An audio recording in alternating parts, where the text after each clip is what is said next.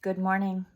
Day 4 of the Isaiah 62 fast for Israel and Jerusalem, Yerushalayim, Israel. Today's going to be a little bit different for me. Sometimes we need to be reminded. The closer we draw to Abba, God, the enemy, when he's caged in, when he feels a little trapped, when he's under the pressure of the prayer from the saints, he starts lashing out a little bit more. You need to understand that as the time gets closer and closer for the end, the enemy is going to ramp up his shenanigans. It's, again, like a trapped or a caged animal.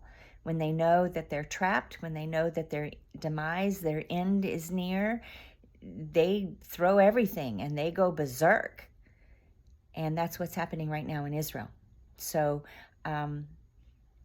Israel is being fired upon from Hamas, from the Palestinian, quote-unquote, Palestinian areas.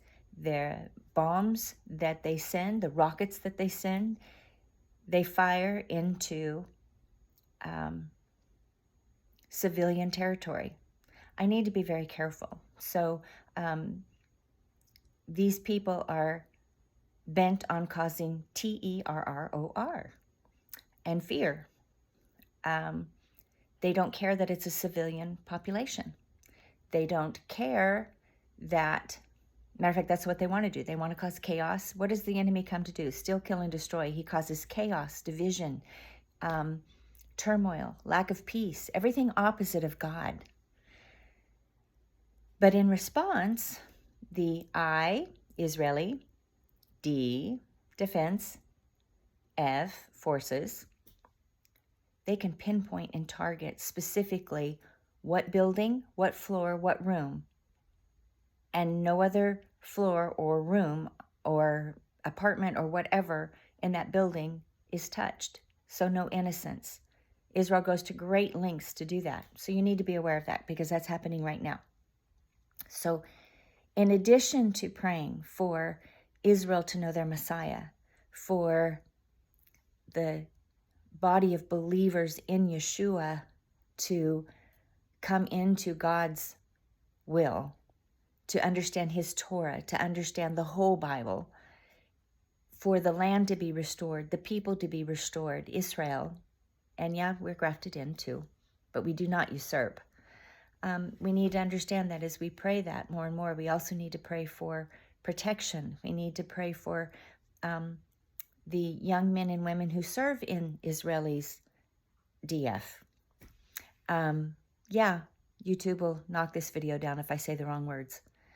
So today, that is our prayer. Today, let us remember who he is and who they are, who we are, and let's remind him of his promises for our sake. But we remind him for the sake of his reputation, his name's sake. So Abba, today we come before you. And we lift up to you the IDF. We lift up to you Israel, the land and the people. We ask your hand of protection. Yes, we know that they have what's called an iron dome that protects, but Abba, you are ultimately the protector. It is your hand. So we ask for your peace for Jerusalem and Israel, for the people and the land. We ask that their eyes would be open to their Mashiach, Messiah. We ask for the restoration of Israel. We ask for you to remember your promises. You made a blood covenant with Abraham, and he was the father of many nations, and he's the father of our faith. Abraham, Avraham, Yitzhak, Yaakov, Abraham, Isaac, and Jacob. And we are grafted in, all who believe in you, Abba.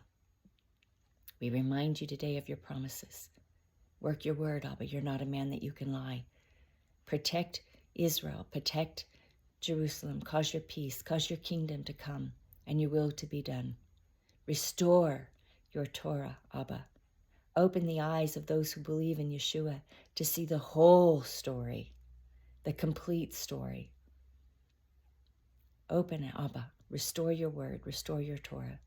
We pray for your peace. We pray for your protection. Let your will be done In the precious name of your Son, Yeshua. Amen. Remember to pray throughout the day or whatever hour you have set aside for Jerusalem and Israel. Just add, remember that the enemy is lashing out even more. So listen to what he tells you, pray scripture. Have a fantastic day, and I will see you tomorrow.